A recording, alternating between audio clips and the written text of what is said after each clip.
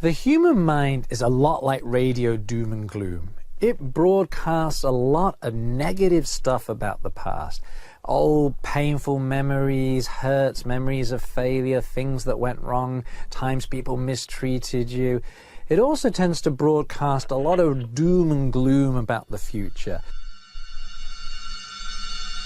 Catastrophizing, predicting the worst, worrying about bad things that will happen or what will go wrong. And it also tends to find a lot of problems in the present. Wherever it looks, it finds problems. And that is a normal, natural human mind. Now, you can do positive thinking courses and learn to think more positively, there's no doubt, but that's not going to stop radio doom and gloom from broadcasting. That's not magically going to get rid of all your negative thoughts. Just like if you learn to speak Spanish, you're not going to forget English. So what are we supposed to do?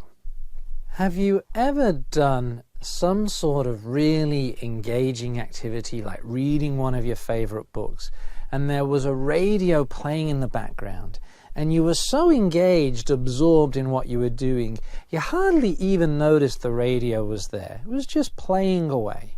And then maybe one of your favorite songs came on the radio and suddenly you were really aware of the radio, maybe even singing along with it. And then the song changed and the radio kind of faded into the background again.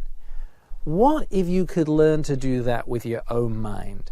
There are times when your mind is broadcasting really useful, helpful stuff about values and goals and strategies to make your life richer and fuller and more meaningful. What about at those times you could kind of tune into the radio and make good use of that kind of useful stuff that your mind is telling you? And the rest of the time when it's doing its radio doom and gloom stuff, just kind of let it play on in the background. This is very different to trying to ignore a radio, trying to not hear it. Have you ever tried to not hear or ignore a radio or a loud voice in a restaurant or a lawnmower outside your house? Isn't it the case the more you tried to ignore or not hear it, actually the more it bothered and disturbed you? It's also very different to bringing in a second radio trying to drown out the first one.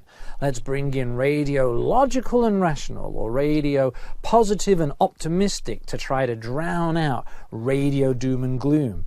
It is very hard to focus your attention on an activity, to engage in doing something that matters, while you've got two radios playing two different channels in the background.